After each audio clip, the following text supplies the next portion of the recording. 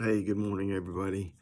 Um, I wonder what's going on in your life right now. I wonder if you've got a situation where you really just need God to intervene, and you really need God to come in and do what only God can do, and it's something that's heavy on your heart and it weighs on you. And I was reading in Mark chapter 9 this morning, and there's a story in there of Jesus comes and he comes up to his disciples, and when he comes up to them, he sees that there's a big crowd around him, and it's kind of a commotion. And he walks up to him, and this is in Mark chapter 9, by the way, starting in verse 14. And he said, "What's going on here?" And so this guy in the crowd speaks up, and he says, "Teacher," he says, "my son is he's possessed by an evil spirit, and the spirit will often take him and throw him on the ground, throw him into convulsions. It'll throw him into the fire. It tries to kill him. It's terrible." And this man is obviously at the end of his rope. He obviously doesn't know what else to do and where else to turn. And he says, "So I brought him to your disciples, but they couldn't cast him out." Think about that dilemma for a second. Here we are, we're followers of Christ.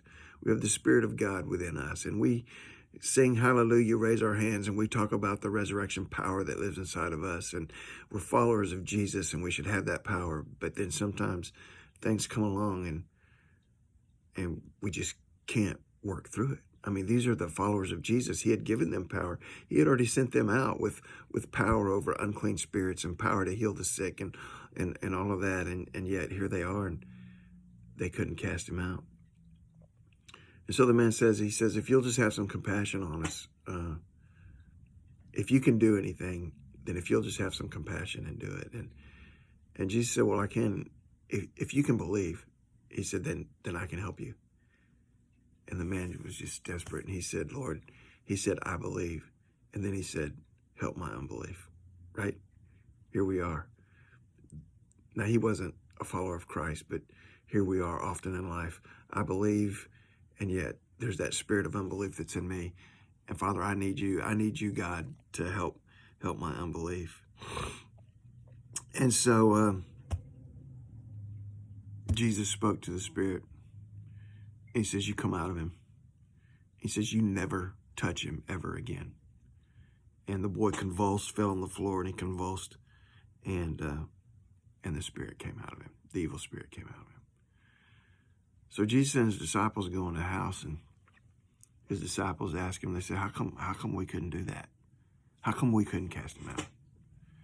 And Jesus says, "This kind can only come out by prayer and fasting." You know, a lot of times when we say that we've prayed about something, what we're really saying is that we thought about it, right? A lot of times when we say that we've prayed about something, we're really just saying that it's on my mind and I care about it and I want God to do something about it. But we haven't really fallen on our knees. We haven't really taken action. We haven't really cried out to the Father and asked him to intervene. We haven't really cried out and asked him to help us in that area where we don't believe, to help us to overcome our unbelief. We haven't really cried out to him. And so what I want to say to you is if you are in a tough situation today, pray. I mean, really pray.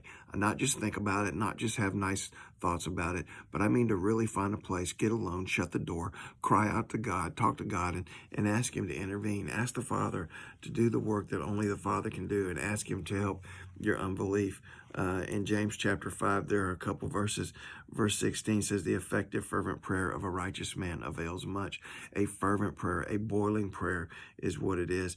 And so that passage in Mark where it says prayer and fasting. So the thing about fasting is, I don't think fasting is something that you do, that it obligates God to answer you. I don't think it's like rubbing the bottle and the genie pops out. I think what it is it's an act of faith, and it's an act of devotion, and it's an act of sacrifice. And it's saying to God, "God, I need you this much. I need you more than I even need food. I need you desperately, and I need you to intervene in my life." And it is a complete act of faith. You having a problem? A real problem? Pray. Really pray. Close your door.